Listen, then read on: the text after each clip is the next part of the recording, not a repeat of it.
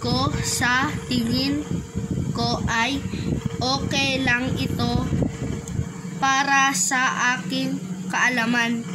Sa pagdrawing, minsan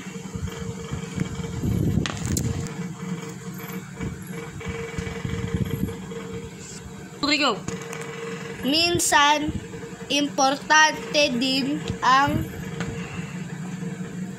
pag-aaral. Hindi ko nasabi na importante maglaro.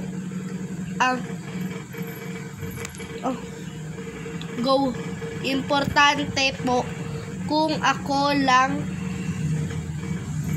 aking nalalaman sa pag-drawing at di naaapektuhan sa aking pamilya at pag-aaral. Sa aking sarili sa pagdrawing.